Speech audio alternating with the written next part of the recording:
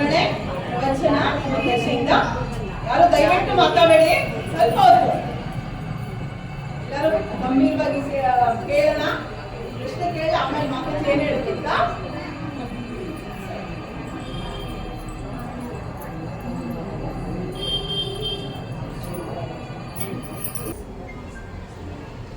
सच्चिदानन्दरूपाय विश्वोत्पत्त्यादिहेतवे तापत्रयविनाशाय श्रीकृष्णाय वयं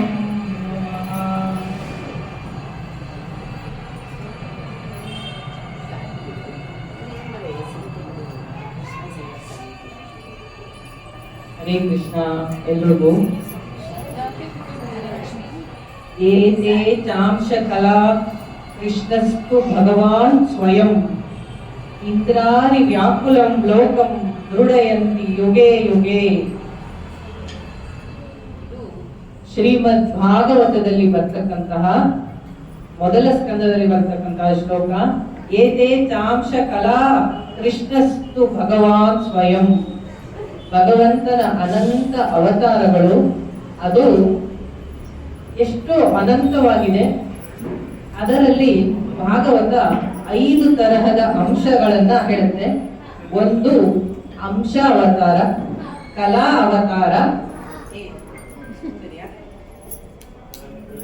ಅಂಶ ಅವತಾರ, ಕಲಾ ಅವತಾರ, ಪೂರ್ಣ ಅವತಾರ, ನಿತ್ಯ ಅವತಾರ, ಅರ್ಚ ಅವತಾರ.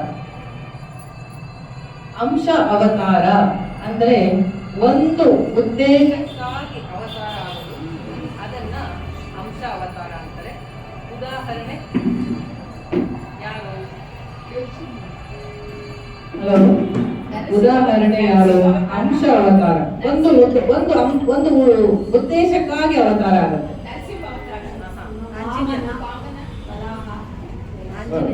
ವ್ಯಾಸರು ಅಂತ ಹೇಳ್ತಾರೆ. ಜ್ಞಾನ ಪ್ರಚಾರಕ್ಕಾಗಿ ಭಗವಂತನ ವ್ಯಾಸಾಯ ವಿಷ್ಣು ರೂಪಾಯ ವ್ಯಾಸ ರೂಪಾಯ ವಿಷ್ಣುವೇ. ವ್ಯಾಸರು ಅಂಶ ಅವತಾರ ಅಂತಾರೆ.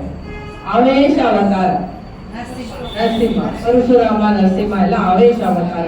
ನರಸಿಂಹನಿಗೆ ಯಾರು ತಂದೆ ತಾಯಿ ಇಲ್ಲ, ಆ ನಿಮಿಷಕ್ಕೆ ಆ ಅವತಾರ ಅವಶ್ಯಕತೆ ಇತ್ತು, ಪರಮಾತ್ಮ ಆ ರೂಪದಲ್ಲಿ ಬಂದ. ನಿತ್ಯ ಅವತಾರ ಅಂದ್ರೆ ನಿತ್ಯ ಅವತಾರ.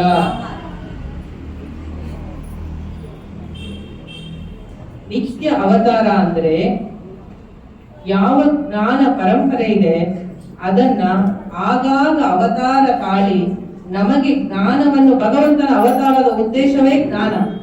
ಆದ್ರಿಂದ ಜ್ಞಾನವನ್ನ ನಮಗೆ ಕೊಡ್ತಕ್ಕಂತಹ ಎಲ್ಲ ಆಚಾರ್ಯರು ಭಗವಂತ ಆಗ ಕಳಿಸ್ತಾನೆ ಅವರ ಅಂಶವಾಗಿ. ಈಗ ಶಂಕರಾಚಾರ್ಯರು ಶಿವನ ಅಂಶ, ಆ ರೀತಿಯಾಗಿ ಕಳಿಸ್ತಾನೆ. ನಿತ್ಯ ಅಂಶ, ಭಗವಂತನ ಅಂಶ ಆ ರೀತಿಯಾಗಿ ಬಂದು ನಮಗೆ ಜ್ಞಾನ ಪ್ರಚಾರ ಆಗುತ್ತೆ. ಆ ಸಮಯಕ್ಕೆ ಬಂದು ಮಾಡ್ತಕ್ಕಂತಹ ಆಚಾರ್ಯರು, ಗುರುಗಳು ನಿತ್ಯ ಅವತಾರ. ಆಮೇಲೆ ಇನ್ನೊಂದು ಅರ್ಚ ಅವತಾರ.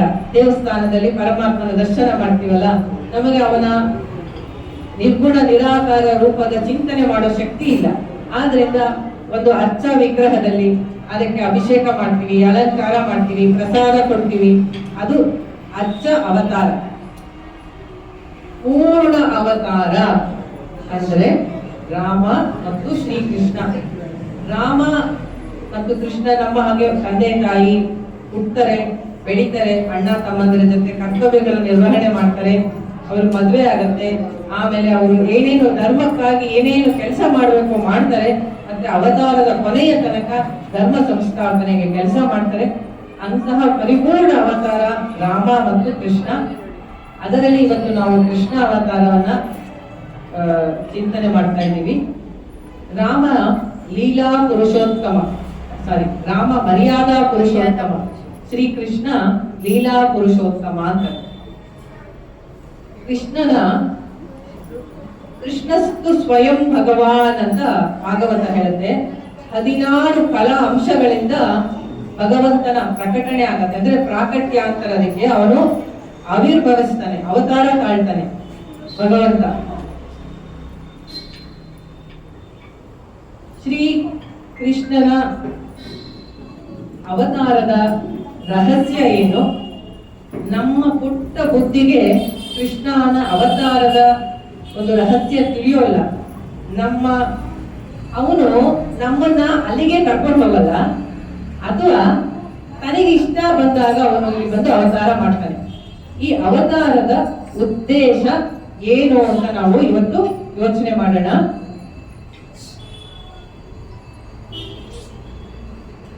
ನಿಮಗೆಲ್ಲ ಭಗವದ್ಗೀತೆಯಲ್ಲಿ ಗೊತ್ತಿರೋ ಹಾಗೆ ಕೃಷ್ಣ ಅವತಾರಕ್ಕೆ ಕಾರಣ, ಭಗವದ್ಗೀತೆಯಲ್ಲಿ ಕೃಷ್ಣ ಅವತಾರಕ್ಕೆ ಕಾರಣ ಆಗುವಂಥದ್ದು ಯಾವ ಶ್ಲೋಕಗಳನ್ನ ಕೃಷ್ಣ ಹೇಳ್ತಾನೆ, ಅವನ ಅವತಾರಕ್ಕೆ ಏನು ಕಾರಣ ಅಂತ ಹೇಳ್ಬೇಕು. ಮಕ್ಕಳಿಗೆ ಶ್ಲೋಕ ಗೊತ್ತು, ಆದ್ರೆ ಅರ್ಥ ಹಿಂದಿನ ಗೊತ್ತಿರಲ್ಲ. ಯಾವ ಶ್ಲೋಕದಲ್ಲಿ ಕೃಷ್ಣ ತನ್ನ ಅವತಾರಕ್ಕೆ ಕಾರಣವನ್ನ ಹೇಳ್ತಾನೆ ಎಲ್ರಿಗೂ ಗೊತ್ತು, ಹೇಳಿ.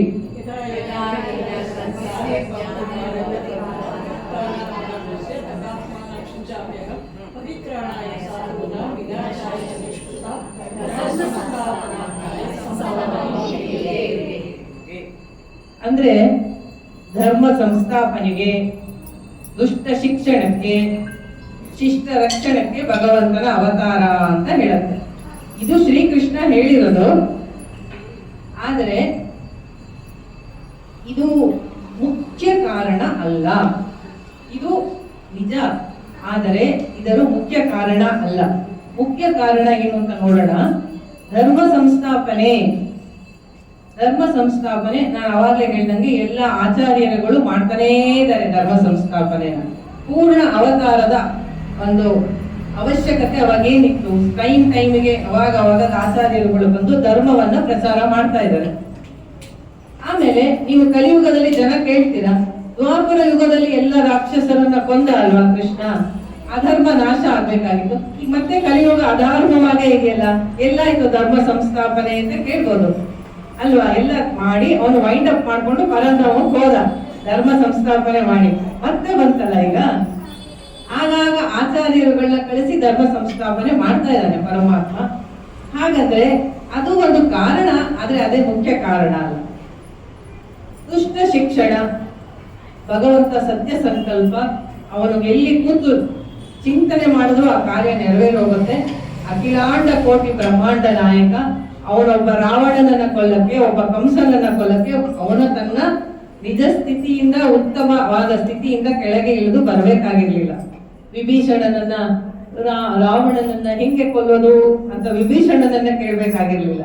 ಎಲ್ಲ ತಿಳಿದಂತಹ ಸರ್ವಜ್ಞ ಪರಮಾತ್ಮ, ಅವನ ಲೀಲೆ ಅಷ್ಟೇ ಅದು. ದುಷ್ಟ ಶಿಕ್ಷಣ, ಅದಕ್ಕಾಗಿ ಅಲ್ಲಿಂದ ಅವನು ಬರಬೇಕಾಗಿರ್ಲಿಲ್ಲ. ಮತ್ತೆ ಶಿಷ್ಟ ರಕ್ಷಣ, ನಿಮ್ಮ ಒಳಗೇ ಇದ್ದಾನೆ, ನಿಮ್ಮ ಹೃದಯದಲ್ಲಿ. ಶಿಷ್ಟ ರಕ್ಷಣ ಅಂದ್ರೆ ಅವತಾರ ತಾಳಿ ಬಂದು ನಿಮ್ಮ ರಕ್ಷಣೆ ಮಾಡ್ಬೇಕಾಗಿಲ್ಲ, ನಿಮ್ಮ ಒಳಗೇ ಇದ್ದಾನೆ ಪರಮಾತ್ಮ. ಅಹಂ ಆತ್ಮ ಗುಡಾಕೇಶ ಸರ್ವಭೂತ ಶಯಸ್ಥಿತ ಅಹಂ ಆದಿಶ್ಚ ಮಧ್ಯಂಚ ಭೂತಾನಾಂ ಅಂತ ಏವಚ. ಅಹಂ ಆತ್ಮ, ನಿಮ್ಮೆಲ್ಲರಲ್ಲಿ ಆತ್ಮನಾಗಿದ್ದಾನೆ, ಸದಾ ಒಳಗಿದ್ದು ಮಾರ್ಗದರ್ಶನ ಮಾಡ್ತಾ ಇದ್ದಾನೆ, ರಕ್ಷಣೆ ಮಾಡ್ತಾ ಇದ್ದಾನೆ. ಇದು ಎಲ್ಲ ಕೃಷ್ಣ ಗೀತೆಯಲ್ಲಿ ಹೇಳಿದಾನೆ ಅಂದ್ರೆ ಇದು ನಿಜನೇ, ಫೈನ್, ಗುಡ್. ಆದ್ರೆ ಬೆಸ್ಟ್ ರೀಸನ್ ಏನ್ ಅನ್ಸುತ್ತೆ ನಿಮ್ಗೆಲ್ಲ? ಏನಂತ ಅನ್ಸುತ್ತೆ? ಅವತಾರಕ್ಕೆ ಮುಖ್ಯ ಕಾರಣ ಏನು ಅಂತ ಅನ್ಸುತ್ತೆ? ಅದು ಹೇಳಿದ್ರ ಧರ್ಮ ಸಂಸ್ಥಾಪನೆ ಅಂತ. ಇದೇ ಭಾಗವತದಲ್ಲಿ ವ್ಯಾಸರು ಹೇಳ್ತಾರೆ, ಅನುಗ್ರಹಾಯ ಭೂತಾನಾಂ ಮಾನುಷಂ ದೇಹ ಮಾಸ್ಥಿತಃ ಭಜೇತಾದೃಶಿ ಕ್ರೀಡಾಯ ಶ್ರುತ್ವಾ ತತ್ಪರೋ ಭವೇತ್. ಅನುಗ್ರಹಾಯ ಭೂತಾನಾಂ ಮಾನುಷಂ ದೇಹ ಮಾಸ್ಥಿತಃ, ಪ್ರತಿಯೊಂದು ಜೀವದ ಮೇಲೆ ಕೃಪೆ ಮಾಡೋದಕ್ಕೆ, ಕರುಣೆ ತೋರ್ಸಕ್ಕೆ, ಜೀವವನ್ನ ಮುಕ್ತಿಯ ದಾರಿಯಲ್ಲಿ ಕರ್ಕೊಂಡು ಹೋಗೋದಕ್ಕೆ ಅವತಾರ ಆಗತ್ತೆ. ಒಂದು ರೀತಿಯಲ್ಲಿ ಜ್ಞಾನ ಅನ್ಬೋದು, ಇನ್ನೊಂದು ರೀತಿಯಲ್ಲಿ ಭಕ್ತಿ ಎನ್ಬೋದು. ಇದೆರಡರ ಪ್ರಚಾರಕ್ಕಾಗಿ ಮುಖ್ಯವಾಗಿ ಅವತಾರ ಆಗತ್ತೆ. ಯಾಕೆ ಅಂದ್ರೆ ವ್ಯಾಸರೇ ಹೇಳ್ತಾರೆ, ಈಗ ಮನುಷ್ಯನಿಗೆ, ಜೀವನಾದವನಿಗೆ ಮೋಕ್ಷ ಬೇಕು. ಮೋಕ್ಷಕ್ಕೆ ಏನು ಬೇಕು? ಮೋಕ್ಷ ಪಡೆಯೋದಕ್ಕೆ ಏನ್ ಬೇಕು? ನೀವೇ ಹೇಳಿ. ಜ್ಞಾನ ಬೇಕು. ಆ ಜ್ಞಾನ ಬ್ರಹ್ಮವಿದ್ಯೆ, ಅದು ಸೂಕ್ಷ್ಮ ವಿದ್ಯೆ.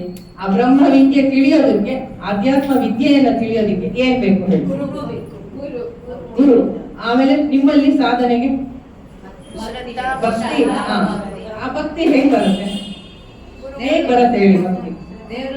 ಅವನು ಅಲ್ವಾ, ನಿರ್ಗುಣ ನಿರಾಕಾರ ಬ್ರಹ್ಮ. ಹೌದು, ಸರ್ವವ್ಯಾಪ್ತ, ಸರ್ವಜ್ಞ, ಸರ್ವಂತರ್ಯಾಮಿ ಬ್ರಹ್ಮ. ಅವನು ತನ್ನ ಸಂಕಲ್ಪದಿಂದಲೇ ರಾವಣ, ಕುಂಭಕರ್ಣ ಎಲ್ಲರನ್ನು ನಾಶ ಮಾಡಿಬಿಟ್ಟಿದ್ರೆ ನಿಮಗೆ ಭಕ್ತಿ ಅನ್ನೋದು ಹೇಗ್ ಬರುತ್ತೆ? ನಾವೆಲ್ಲ ಅಲ್ಪಜ್ಞರು, ನಮಗೆ ಪರಿಪೂರ್ಣರು, ನಮ್ಮಲ್ಲಿ ಪರಿಪೂರ್ಣತೆ ಇಲ್ಲ. ನಮಗೇನಾದರೂ ಒಂದು ಆಶ್ರಯ ಬೇಕು. ನಮಗೆ ಜ್ಞಾನ ಹಾಗೆ ಪಡ್ಕೊಳ್ಳಕ್ಕೆ ಸಾಧ್ಯವೇ ಇಲ್ಲ. ಮನಸ್ಸಿನಲ್ಲಿ ತುಂಬಾ ಅಶುದ್ಧತೆ ಇದೆ. ಅದನ್ನ ಸರಿ ಮಾಡ್ಕೋಬೇಕು ಅಂದ್ರೆ ನಮಗೊಂದು ಆಲಂಬನೆ, ಆಶ್ರಯ ಬೇಕು, ಒಂದು ಸಪೋರ್ಟ್ ಬೇಕು. ಆ ಸಪೋರ್ಟು ಭಗವತ್ ನಾಮ, ರೂಪ, ಅವತಾರದ ಲೀಲೆಗಳ ಚಿಂತನೆ. ಆದ್ದರಿಂದಲೇ ಅವತಾರ ತಾಳಿ ಬರ್ತಾನೆ. ದ್ವಾಪರ ಯುಗದಲ್ಲಿ ಅವತಾರ ಮುಗಿಸಿದ್ರು ಕಲಿಯುಗದ ಜೀವಿಗಳಿಗೆ, ಎಷ್ಟೋ ಮುಂದೆ ಬರ್ತಕ್ಕಂತಹ ಜೀವಗಳಿಗೆ ಮುಕ್ತಿಯ ದಾರಿಯನ್ನ ತೋರ್ಸೋಕ್ಕೋಸ್ಕರ. ಈಗ ನೋಡಿ, ರಾಮಾಯಣ ಮಹಾಭಾರತನ ಎಲ್ಲರೂ ನಾಪಿಸ್ಕೊಂಡು ಇವತ್ತು ನಾವೆಲ್ಲ ಕೃಷ್ಣ ಜನ್ಮೋತ್ಸವ ಮಾಡಿದ್ವಿ, ಕೃಷ್ಣನ ಸ್ಮರಣೆ ಮಾಡಿದ್ವಿ, ದೇವರ ನಾಮ ಹಾಡಿದ್ವಿ, ಭಜನೆ ಮಾಡಿದ್ವಿ, ಭಗವದ್ಗೀತೆ ಓದಿದ್ವಿ. ಇದೆಲ್ಲ ಕೃಷ್ಣ ಅವತಾರ ತಾಳಿ ಬರದೆ ವೈಕುಂಠದಲ್ಲೇ ಕೂತು ಒಬ್ಬ ಕಂಸನನ್ನ, ಒಬ್ಬ ಬೇಕಾದಷ್ಟು ಜನ ಕೊಂದಿದ್ದಾನೆ ಕೃಷ್ಣ. ಎಲ್ಲ ರಾಕ್ಷಸರನ್ನ ಕೊಂದು ಬಿಟ್ಟಿದ್ರೆ ನಮಗೇನು ಭಕ್ತಿ ಬರ್ತಿರ್ಲಿಲ್ಲ. ನಮ್ಮಲ್ಲಿ ಅನನ್ಯವಾದ ಭಕ್ತಿಯನ್ನ ಬರೆಸಿ ನಮ್ಮ ಮನಸ್ಸಿನಲ್ಲಿ ಕರ್ಮವನ್ನ ನಿಷ್ಕಾಮ ರೀತಿಯಿಂದ ಮಾಡಿಸಿ ಮನಸ್ಸನ್ನು ಶುದ್ಧಪಡಿಸಿ ಆ ಶುದ್ಧವಾದ ಮನಸ್ಸಿಗೆ ಜ್ಞಾನ ಹಿಡಿಬೇಕು, ಮುಕ್ತರನ್ನಾಗಿ ಮಾಡಬೇಕು. ಇದೇ ಪರಮಾತ್ಮನ ಅವತಾರದ ಉದ್ದೇಶ. ಒಂದು ಭಕ್ತಿ, ಇನ್ನೊಂದು ಜ್ಞಾನ. 4ನೇ ಅಧ್ಯಾಯದಲ್ಲಿ ಕೃಷ್ಣ ಹೇಳ್ತಾನೆ, ಏವಂ ಪರಂಪರಾ ಪ್ರಾಪ್ತಂ, ಪರಂಪರೆಯಿಂದ ಬಂದಂತ ಜ್ಞಾನ ನಷ್ಟ ಆಗಿತ್ತು ನಿನ್ನ ಮೂಲಕ ಹೇಳಕ್ಕೆ ಅಂತ. ಆದ್ರೆ ಜ್ಞಾನವನ್ನ ವೈಕುಂಠದಲ್ಲೇ ಕುತ್ಕೊಂಡು ತಥಾಸ್ತು ಅಂತ ಆಚಾರ್ಯರನ್ನ ಕಳಿಸ್ತಾನೆ. ಆದ್ರೆ ಜ್ಞಾನ ಪ್ರಚಾರಕ್ಕೆ ತಾನೇ ಗುರುವಾಗಿ, ಅರಿವಾಗಿ ಬರ್ತಾನೆ. ಈಶ್ವರೋ ಗುರುರಾತ್ಮೇತಿ ಮೂರ್ತಿ ಭೇದ ವಿಭಾಗಿನೇ. ಈಶ್ವರನೇ ಗುರುವಾಗಿ ಬಂದು ಮಾರ್ಗದರ್ಶನ ಮಾಡಕ್ಕೆ, ಜ್ಞಾನವನ್ನ ಕೊಡಕ್ಕೆ, ಭಕ್ತಿಯನ್ನ ನಮ್ಮಲ್ಲಿ ಮನಸ್ಸಿನಲ್ಲಿ ಉದ್ರೇಕಗೊಳಿಸೋಕ್ಕೋಸ್ಕರ ಅವತಾರ ಆಗತ್ತೆ. ನಮಗದೊಂದು ಆಲಂಬನೆ, ಒಂದು ಆಶ್ರಯ ಆಗತ್ತೆ.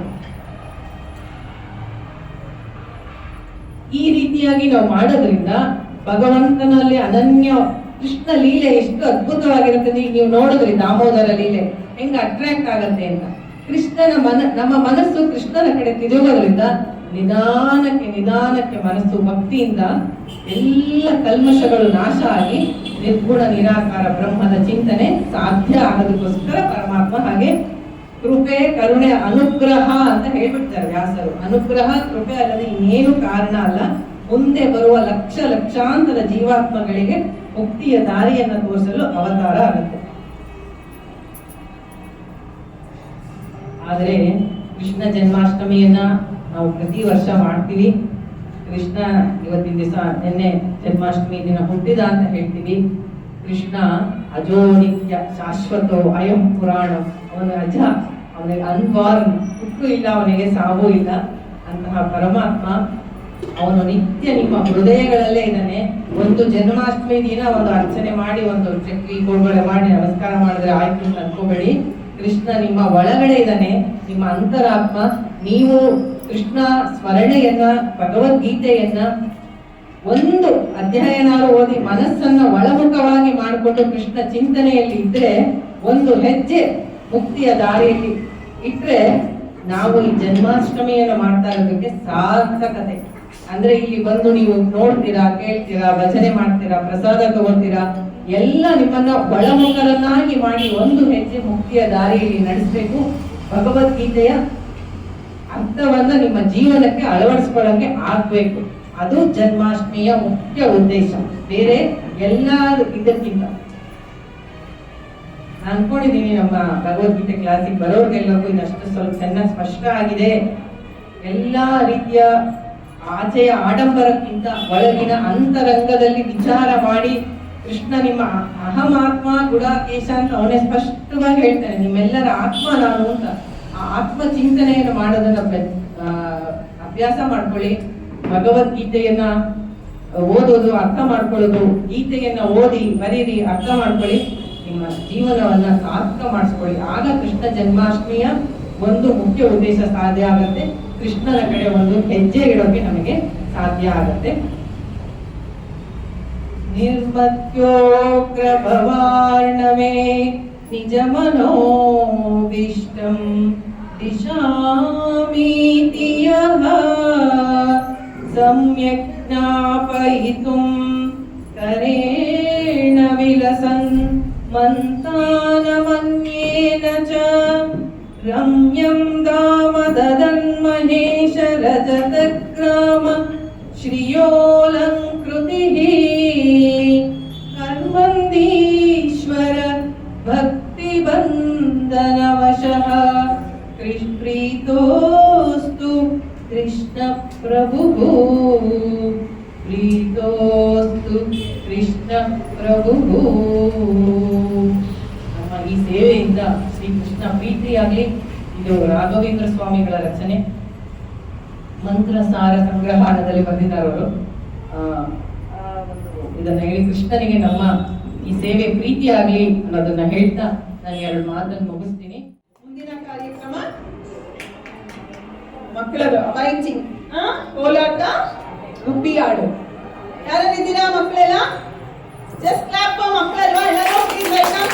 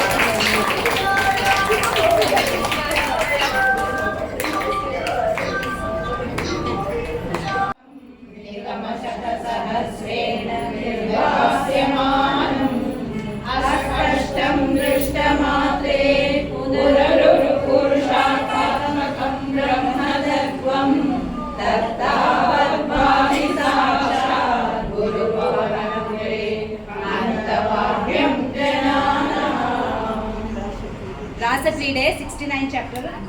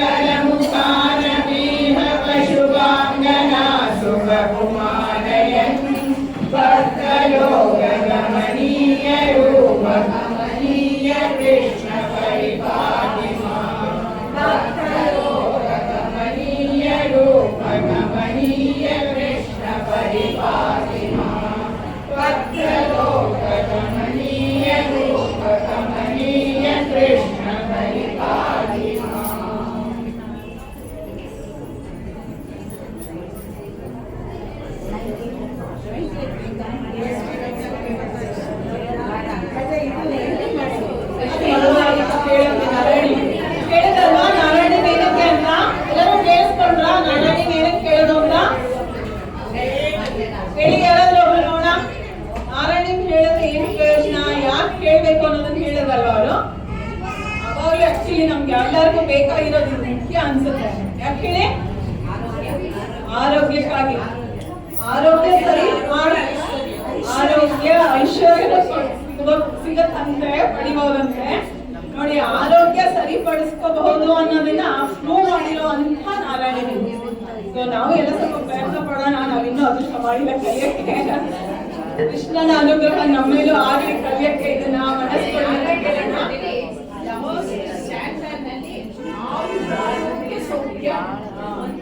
ಆಯಸ್ಸು, ಆರೋಗ್ಯ, ಐಶ್ವರ್ಯ ಎಲ್ಲ ಸಿಗುತ್ತಂತೆ. ಅಂದ್ರೆ ಅದು ಮನಸ್ಸನ್ನ ಭಕ್ತಿಯಿಂದ ಮಾಡಿದ್ರೆ ಮಾತ್ರ ಅಲ್ವಾ? ಮನಸ್ಸಲ್ಲಿ ಭಕ್ತಿಯಿಂದ ಪಠನೆ ಮಾಡಿದ್ರೆ ಮಾತ್ರ ಪ್ರತಿಯೊಂದು ಸಿಗೋದಿಲ್ಲ, ಸಿಗಲ್ಲ. ನೆಕ್ಸ್ಟ್ ಕಾರ್ಯಕ್ರಮ ಮಕ್ಕಳಿಂದ ಶ್ರೀಕೃಷ್ಣ ಗೋವಿಂದ. ಗಂಡು ಮಕ್ಕಳಿಂದ ನೋಡಿ, ಎಲ್ಲ ಮಕ್ಕಳು ಎಷ್ಟು ಚೆನ್ನಾಗಿ ತಯಾರಾಗಿ ಬಂದಿದ್ದಾರೆ. ಶ್ರೀಕೃಷ್ಣ ಗೋವಿಂದ ಎಂಬ ಹಾಡಿಗೆ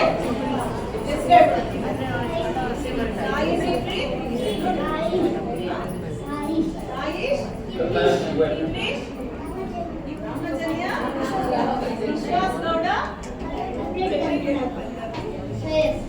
ಎಲ್ಲರೂ ಚಪ್ಪಾಳೆ, ಮಕ್ಕಳು ಚಪ್ಪಾಳೆ ಕೊಡಿ. ಮಕ್ಕಳಿಗೆ ಉತ್ತೇಜನ ಮಾಡಿದ್ರೆ ಮಾತ್ರ ಒಂದು ಉತ್ಸಾಹ ಬರುತ್ತಲ್ವಾ? ಮಕ್ಕಳೆಲ್ಲ ನಗ್ನಗ್ನ ಮಾಡಬೇಕು. ಎಲ್ಲರೂ ಮಕ್ಕಳೆಲ್ಲ ಸ್ಮೈಲ್ ಇರಬೇಕು. ರಾಮ, ಶ್ರೀರಾಮ ಸ್ಮೈಲ್ ಮಾಡಪ್ಪ. ನಮಗೆ ಇಷ್ಟ ಇಲ್ಲ.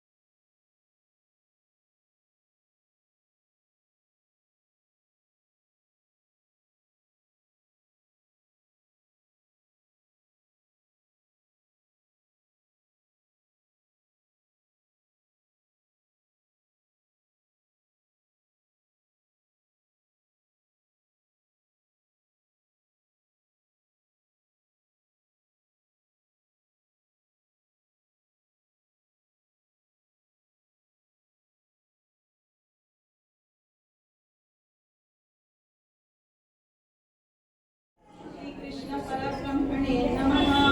श्रीमद्भगवद्गीते त्रयोदशोऽध्यायः क्षेत्रक्षेत्रज्ञविभागयोगः। अर्जुन उवाच ततः किं चैव क्षेत्रज्ञमेव च यद्वेदितुमिच्छामि ज्ञानमिति यच्च केशव श्रीभगवानुवाच इदं शरीरं कौन्तेय क्षेत्रमित्यभिधीयते एतद्यो वेत्ति तं प्राहुः क्षेत्रज्ञः क्षेत्रज्ञं चापि मां विद्धि सर्वक्षेत्रेषु भारत क्षेत्रज्ञयोः ज्ञानं तज्ज्ञानं मतं मम तत्क्षेत्रं यच्च यागश्च यद्विकारि यतस्य यत् स च यो यत्र भावश्च समासेन मे शृणु ऋषिभिर्बहुधा गीतं छन्दोभिर्विविधैः ब्रह्मसूत्रपदैश्चैव हेतुमद्भिर्विनिश्चितैः महाभूतानमस्कारो बुद्धिरव्यक्तमेव च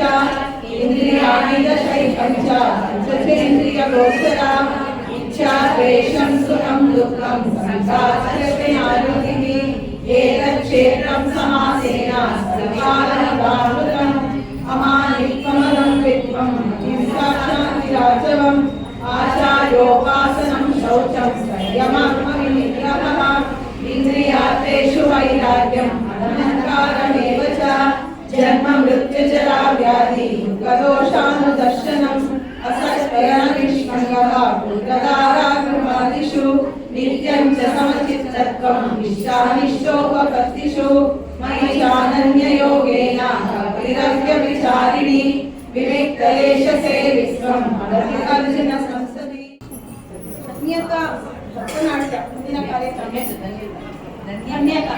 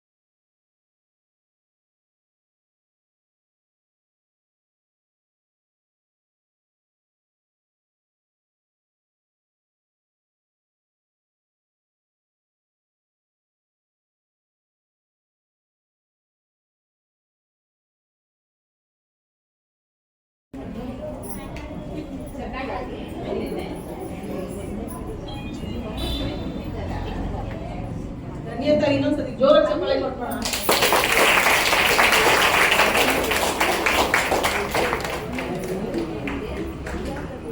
ಈ ಕಾರ್ಯಕ್ರಮ ಜಯ ಜನಾರ್ದನ ಕೃಷ್ಣ ಮಕ್ಕಳಿಂದ ಡಾನ್ಸ್.